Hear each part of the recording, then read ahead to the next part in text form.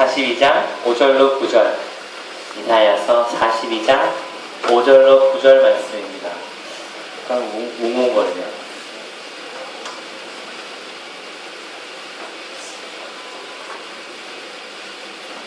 네, 이사야서 42장 5절로 9절 말씀 다 같이 찾아봅시다.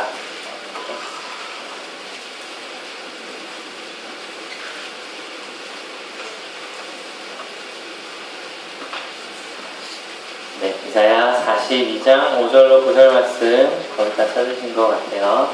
다 함께 얼마 크지 않으니까 한 목소리로 읽어보도록 많지 않으니까 한 목소리로 읽어보도록 할게요. 시작! 하늘을 창조하여 펴시고 잠시만요. 다시 다 보고 있는 거죠? 자, 말할 줄 알죠? 다시 한번 해볼게요.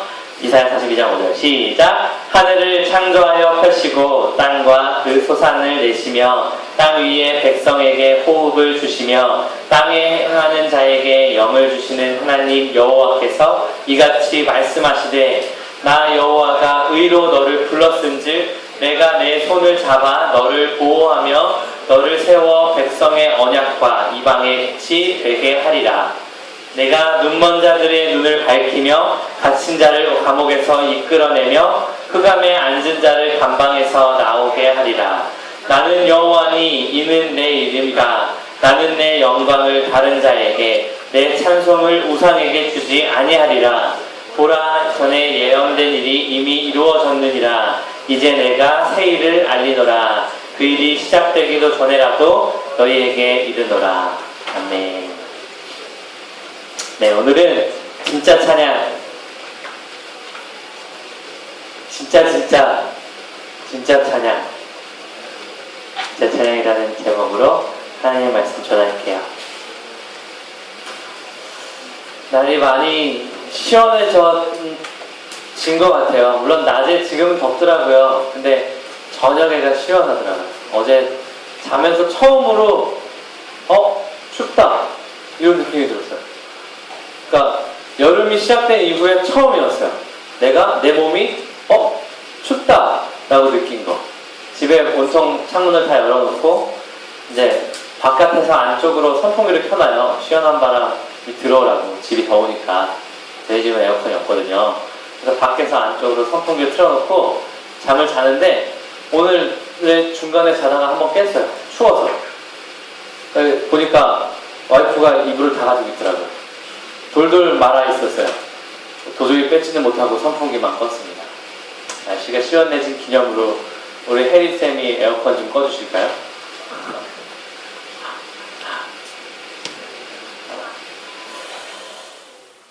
이 선풍기, 에어컨이 꺼져서 더워지기 전에 한번 끝내봅시다. 네. 우리는 어떤 시기든지 하나님을 찬양할 기회가 있어요. 많죠? 언제 있나요? 10시에 와보면 10시 한 15분, 20분까지 찬양하는 시간이 있죠. 뭐 이거 아니더라도 여러분들 찬양하는 일들이 많잖아요. 수련회 가도 찬양 많이 하고. 근데 찬양이라는 것을 가장 크게 오해하기 쉬운 소재는 바로 노래입니다. 음악이에요. 음악. 찬양과 음악은 아주 밀접하게 연관이 돼 있어요. 왜냐하면 찬양이라는 단어의 대표성을 음악이 가져가 버렸어요. 그냥 찬양 그러면 응당 우리는 음악, 노래를 생각한다고요. 근데 과연 찬양이라는 것이 음악에 실린 노래에 담긴 그것이 찬양인가 좀 생각을 해봤으면 좋겠습니다. 뭐 결론부터 이야기하자면 찬양이라는 것의 목적을 생각해보면 찬양이 무엇인지 생각해보기 쉬워요. 찬양의 목적은 하나님이 기쁘시게 하는 것이 찬양의 목적입니다. 그러면 쉽게 생각할 수 있는 것은 찬양이 음악에 담기지 않아도 찬양할 수 있는 거예요. 하나님을 기쁘시게 해드리는 행위들 중에 하나로서 우리는 음악을 좀 사용하고 있는 겁니다. 근데 우리는 너무 음악이 곧 찬양인 것처럼 생각하면서 살아가요. 저도 고1 때부터 찬양 인도를 해서 광성교회 오기 전까지는 찬양 인도를 쉬어본 적이 없어요. 찬양 인도를 안 한 교회는 여기가 처음이에요. 와봤더니 찬양 잘하는 사람이 너무 많아요. 어디 명함도 못 내밀겠어요. 찬양들 잘하세요. 저는 6살 때부터 피아노를 쳤습니다. 피아노를 쳤어요. 피아노를 치고 중학교 3학년이죠. 이제 여러분 나이네요. 중학교 3학년 때까지는 레슨을 한 번도 쉰 적이 없어요. 물론 이사 다녀서 과외를 받다가 피아노 학원을 갔다가 이렇게 옮긴 적은 있어도 저는 돈을 지불하고 피아노를 레슨을 받았던 것을 6살 때부터 중학교 3학년 때까지 끊기지 않았어요. 근데 사실은 중학교 3학년 때까지는 전혀 늘지 않았어요. 그리고 중학교 1학년 때 그 피아노 선생님이 드디어 반주법을 알려주신 거예요. 이 찬양, 찬양이죠, 찬양. 우리가 지금 얘기하고 있는 음악에 담긴 찬양을 말하는 거예요. 이 찬양을 반주하는 법을 가르쳐주기 시작했는데 그때 완전히 꽂혔어요.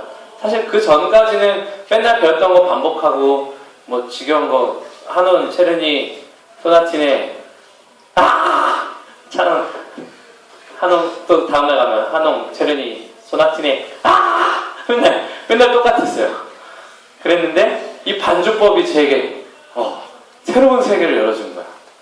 제가 얼마나 찬양하는 걸 좋아했냐면요, 이 시와 찬미 같은 무슨 옛날엔 찬미예수였는데 찬양집 있죠? 한 권 안에 찬양이 뭐 1000 몇백 곡 들어있는 찬양집 있죠? 그걸 하나를 사서 1번부터 끝번까지 하나씩 쳐봤어요. 반주법이 너무 재밌는 거예요. 하나씩 다 쳤어요. 다 치고 표시해요. 재밌는 거, 좋은 곡. 하루에 2-3시간, 3-4시간씩 피아노를 쳤어요. 그거 누가 시킨 게 아니고 하농, 체르니, 소나티네 때는 연습을 거의 안 했어요. 맨날 그냥 맞으러 간 거지 피아노 치러 간 건 아니었어요. 가서 선생님이 손바닥 대 그러면 그냥 대고 맞고, 또 가서 연습해와 그러면 네 그러고, 집에 가서 안 하고 다음날 또 맞고, 맞으러 간 거죠. 몇 년 동안 맞기만 하다가 드디어 반주법을 배우고서는 재밌기 시작한 거예요. 피아노가 재밌어요. 그리고 찬양하는 게 너무 재밌었어요. 그러면서 고등학교 때 피아노를 많이 치고, 제가 얼마나 피아노를 치고 싶었냐면 용돈을 모으고 어머니에게 지원을 조금 받아서 신디사이저를 하나 샀어요. 이거 신디사이저. 왜냐면 교회에는 반주자가 있잖아요. 내가 반주한다 그러면 걔가 쫓겨나든지 뭐 싸움이 나든지 뭐 할 거 아니에요.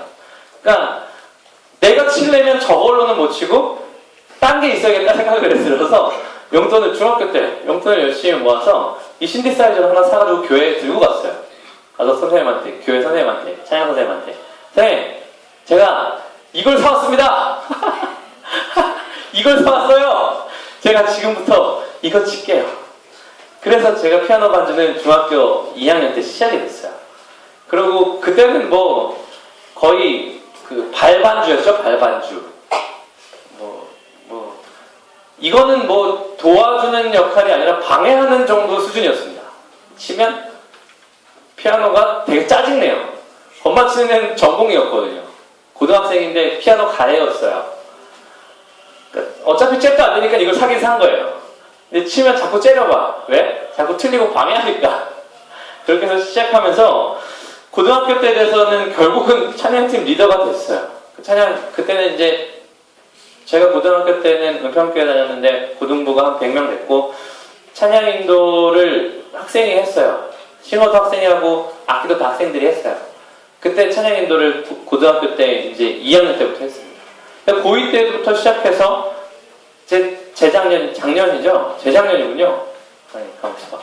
일단 이게 오기 전까지는 찬양 인도를 한 번도 안 쉬고 했다고. 그러면서 제 안에 있었던, 저도 계속 헷갈리고 있었던 게 무엇이냐면, 내가 하고 있는 게 찬양이구나 이렇게 생각했어요. 근데 어느 순간 어떤 마음을 주시냐면, 네가 하고 있는 것을 내가 하나도 받지 않았다면 너는 어떻게 할 거니? 이런 마음이 드는 거예요. 평생토록, 그때까지 평생토록, 그죠? 어릴 때부터 찬양을 교회 다니면서 계속했고, 그때까지 찬양 인도하면서 저는 찬양을 계속 하는 줄 알았어요. 근데 어떤 생각이 드냐면, 내가 이걸 하고 있는 이 행위를 하나님이 만약에 하나도 받지 않으셨다면 어떻게 되는 건가? 이런 생각이 드는 거예요. 물론 그러시지 않았겠죠. 그랬는데 사실 자신 있게 대답하기는 어렵더라고요. 여러분에게 물어볼까요? 여러분이 하나님께 드리려고 했던 찬양 가운데 단 하나도 하나님이 받으시지 않았다 고 생각한다면 여러분들에게 좀 충격이 되지 않으시나요? 오늘 말씀은요, 이스라엘이 바벨론에 점령당해서 민족 전체가 통째로 이렇게 도련해가지고 민족 전체를 통째로 바벨론에 데려갔어요. 사실 통째로 아니고 뭐 약자들이랑 여자들은 두고 갔어요. 필요 없는 사람들 두고 가고 이제 뭐 브레인들 똑똑한 사람들인데 그냥 민족 전체를 거의 다 데리고 간 거예요. 똑똑한 사람들이랑 쓸만한 사람들, 힘쓸 사람들이랑 다 데리고 갔어요. 이랬던 때에 이사야를 통해서 하나님 주신 말씀입니다. 이스라엘이 망해가는 때에 주신 말씀이에요. 이스라엘은 하나님의 선택된 백성으로 매우 교만해져 있었어요. 그러니까 얻어맞은 거죠. 하나님한테 얻어맞은 거죠. 충격적으로 얻어맞은 거죠. 민족이 말살은 아니죠. 이제 망한 거니까요. 이 이스라엘 백성들의 교만함이 누그러질 때쯤에 하나님께서 어떻게 할 것이다 라는 얘기를 오늘 말씀으로 하신 거예요. 보라, 예언한 일이 이미 이루어졌느니라. 아직 있지도 않은 거예요. 아직 이스라엘은 그대로 나라로 있는데 이스라엘은 하나님 보시기에 좀 잘못된 상태로 있었던 거죠. 그 상태에서 이사야에게 주신 말씀이 나중에 너네를 다시 데리고 올 건데 너네가 갇혀있고 흑암에 있고 안 보이고 멍청할 때 내가 다시 데려올 건데 이 일이 이미 이루어졌느니라. 내가 새 일을 알리노니 그 일이 시작되기 전에라도 너희에게 지금 이루고 있는 거야. 이렇게까지 얘기하는데 이스라엘은 못 듣는 거예요. 안 듣는 거죠. 아직 안 망했는데 무슨 소리 하시는 거야? 우리 그대로 잘 있는데 왜? 자, 이런 이야기입니다. 말씀을 좀 더 봅시다. 5절에 보면 하나님께서 다가오시죠. 하늘을 창조하여 펴시고 땅에 과 그 소산을 주시며 백성에게 호흡을 주시며 땅에 행하는 자에게 영을 주시는 하나님 여호와께서. 저는 하나님이 하나님 당신을 표현하는 이 표현들이 되게 재밌다고 생각해요. 조금 죄송해요. 조금 잘난 척 같이 나는 뭐야? 하나님 죄송해요. 좀 귀여우세요. 그죠? 난 뭐야? 그런데 이 말씀 중에 하나도 틀린 게 없는 거죠. 하나님이 자신을 이제 소개하실 때 나는 누구누구고 어떤 하나님이다 라고 소개하실 때는 그냥 하시는 게 아니라 그 듣는 사람에게 아주 정확하게 자신을 알리시는, 그리고 내가 어떤 일을 할 것인지를 암시하는 역할을 하시면서 알리세요. 넘어갑시다. 자세히 설명하기는 어렵고요. 아주 그 개인 그 공동체에게 딱 맞추며 말씀을 전하실 때에 자기의 역할을 좀 설명하시면서 이야기하십니다. 6, 7절에 보면 그 전능하신 하나님께서 이스라엘 백성에게 다시 이스라엘을 바벨론의 손에서 건지시는 이유를 설명하세요. 뭐예요? 이방인에게 빛이 되고 가난한 또 억눌린 사람들에게 복음이 되게 하도록 너네를 다시 너네 나라로 돌아오게 할 거야. 이야기를 해주세요. 그리고 8절에 오늘 하고 싶은 이야기를 하시는데 나는 여호와니 이는 내 이름이라. 나는 내 영광을 다른 자에게 내 찬송을 우상에게 주지 아니하리라. 말씀을 좀 정리를 해볼까요? 여러분들이 인생을 살아가면서 어떤 일들을 겪을 겁니다. 그리고 교회에 있으면서는 교회에서 지정된 또는 사실은 여러분이 해야만 하는 또는 여러분이 이미 하고 있는 많은 어떤 신앙의 모습들이 있는데 그 중에 오늘은 찬양에 대한 이야기를 하고 싶었던 거죠. 많은 사람들이 여러분들의 찬양을 보고 어떤 점이 좀 소극적이다 또는 찬양할 때 입을 열지 않는다, 노래를 따라하지 않는다는 차원에서 여러분들이 어떤 것을 잘못하고 있는 것이라고 지적을 한다면 그건 잘못된 거예요. 왜냐하면 여러분이 입을 열지 않아도 찬양할 수 있어요. 찬양은 절대로 노래가 아닙니다. 여러분 오해하지 마세요. 내가 이렇게 지나가다가 꽃 한 송이를 보고 너무 이뻐. 너무 이쁜 거야, 이 꽃 한 송이가. 가끔 우리는 아주 일상적이었는 것인데 그것이 되게 나에게 특별하게 느껴질 때가 있잖아요. 아직 어릴 때는 그런 때가 잘 없는데 어제 우리 중등부 선생님들이랑 같이 잠깐 외출을 했다가 돌아오는 길에 이 자연이 너무 이쁜 거예요. 그래서 계속 한 시간, 2시간 동안 차 타고 오면서 계속 감탄 연발이었어요. 멋있다, 멋있다. 무슨 얘기냐면 지나가다가 하나님이 지은 이 꽃 한 송이 하나님 너무 이뻐요. 이런 게 찬양이라고. 여러분의 마음이 담겼잖아요. 여러분이 하나님한테 하나님이 지으신 것이 얼마나 아름다운지 말씀드려서 하나님은 그 이야기를 들으셨을 때 기쁘셨을 거 아니에요. 여러분이 할 수 있는 찬양은 많습니다. 여러분의 인생도 찬양이 되어야 해요. 여러분 인생을 어떻게 찬양할래요? 여러분이 하나님이 기뻐하시는 것들을 행하면서 살아가면 여러분의 인생이 찬양이 되는 거죠. 여기서 노래 안 하셔도 좋습니다만 여러분에게 교회에서 너네들 왜 찬양 안 해? 라고 얘기하는 거는 왜 앞에서 찬양하는 행위를 따라하지 않느냐고 이야기하는 것이 아니에요. 마땅히 영광 받으셔야 하는 시간에 마땅히 영광 받으시게 하기 위해서 모인 사람들이 찬양 노래가 퍼지는 사이에도 하나님이라는 존재를 인식하지 않는 것이 문제라고요. 다시. 저는 여러분이 찬양 작게 한다고 한 번도 나무란 적이 없어요. 예? 죄송한 얘기지만 가슴에 좀 타더라고요.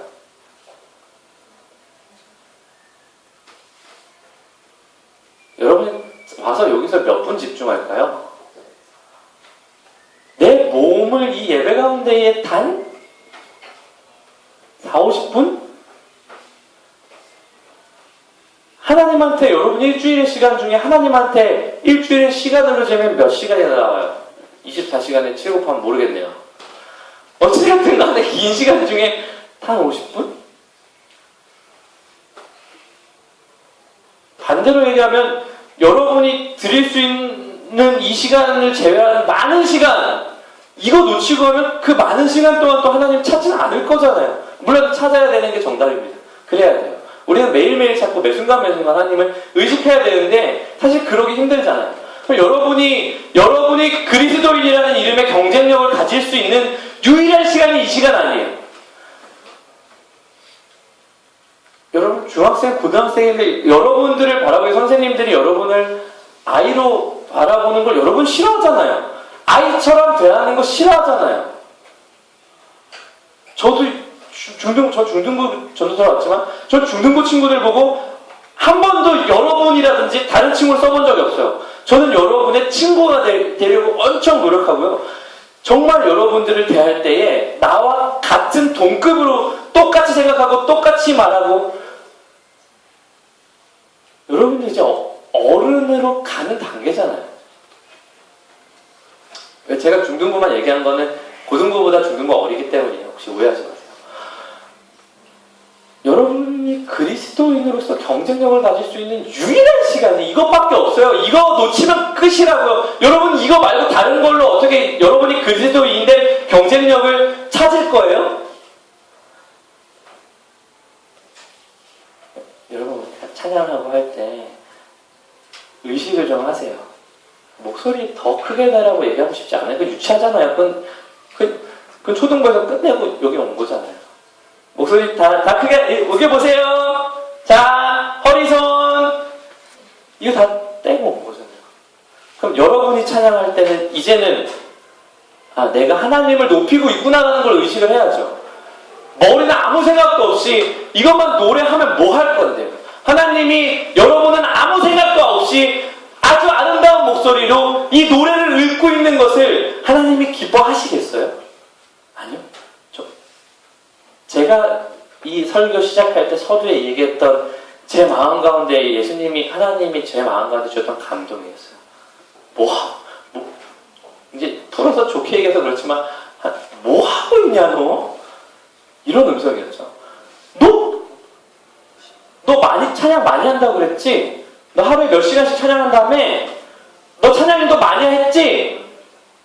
지금도 많은 사람들 앞에서 대단히 은혜 받는 표정으로 찬양하고 있지? 너 뭐 하는 거야? 이런 음성이었죠. 제가 되게 고집하고 있네요. 끝내겠습니다. 여러분에게 찬양 큰 소리로 하라는 거 아닙니다.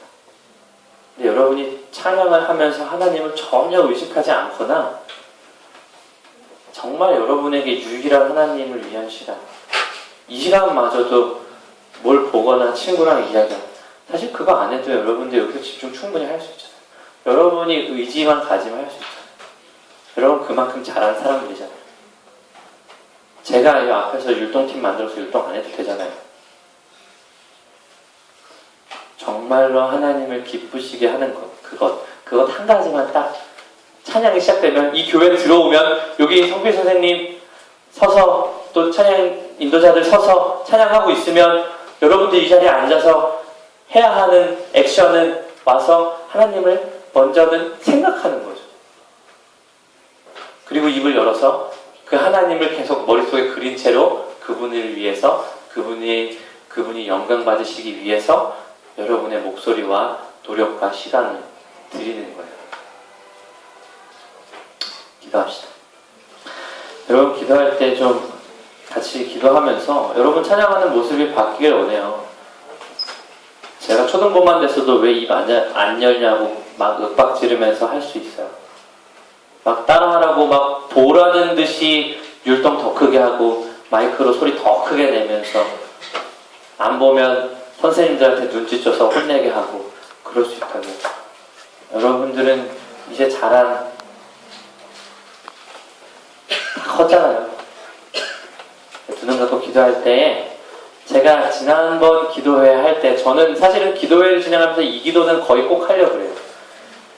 지금은 노래로 하는 찬양이 아니라 여러분 다시 기도할 때에 처음에는 내가 이렇게 못했던 것이 기억나면 그건 무조건 내려놓으세요. 하나님, 내가 이렇게 잘 못했습니다. 그렇게 생각을 해보지는 못했어요. 죄송합니다. 이야기하시고 그 이후로 기도할 때에 찬양하는 기도를 한번 더 합시다. 주님이 나에게 어떤 분이신지, 또는 주님이 행하신 것들, 뭐 자연이 됐든 가족이 됐든 뭐 여러분들의 건강이 됐든, 하나님 여러분들에게 행하시는 것들이 되게 많은데 우리가 의식하지 못하는 것. 하나님은 어떤 분이십니다. 하나님은 정말 놀라우십니다. 여러분들의 입으로 하나님을 머릿속으로 그리면서 의식하면서 하나님께 좀 하나님을 높여드리는 기도로 오늘 말씀을 맺도록 하겠습니다. 다 같이 여러분의 목소리로 잠잠하게라도 목소리를 내서 하나님 앞에 기도합시다. 기도하겠습니다. 주님 아버지, 우리가 찬양을 한다고 많이 했습니다. 정말 많은 시간, 찬양 시간이 있었어요. 주님, 그것 중에 얼마만큼 받으셨는지 두렵어요. 내가 10시간을 주님 앞에 찬양을 드렸으면 혹시 그 10시간 중에 몇 시간을 주님께서 받으셨을까요? 혹시 그 음악의 멜로디가 나에게 너무 감동이 되었어. 하나님께 드려야만 하는 영광 중에 어떤 것들을 내가 그 즐거움으로 취했던 많은 것들, 그것이 나에게는 어느 정도의 비율이 될까요? 하나님, 정말 죄송합니다. 주님께서 가장 기뻐하셔야 할 시간에 혹시 주님께서 가장 아프고 힘들어 하실 시간일까봐 너무너무 두렵고 떨리는 마음으로 주님께 나갑니다. 주님은 놀라우십니다. 제가 지금 이 순간에 이 말을 하고 있는 것도 주님 몰랐던 일입니다. 주님께서 하셨습니다. 주님, 제가 제 부모를 결정하지 않았습니다. 주님 너무 멋진 아버지 부모님 만나게 주셔서 감사합니다. 주님은 놀라우십니다. 아름다운 교회 만나게 하셨고, 주님 정말로 이 안에서 아름다운 교제 있게 하셨습니다. 주님, 이 세상을 볼 때에도 주님이 하신 일이 너무 놀랍습니다. 주님, 이 땅 가운데 자라고 있는 많은 식물과 동물들, 아버지 그들이 어떻게 살아가고 어떻게 자라나가는 놀라운 일들이 우리는 상상할 수도 없고 계획할 수도 없고 그렇게 진행시킬 수도 없습니다. 주님이 행하신 것들 너무 놀랍습니다. 주님은 너무너무 멋지십니다. 너무너무 필요할 때에 나의 필요를 채우셨습니다. 주님은 너무너무 멋지십니다. 내게 주신 것, 내가 감사해야 할 만한 것들을 다 제외해도 주님은 멋지십니다.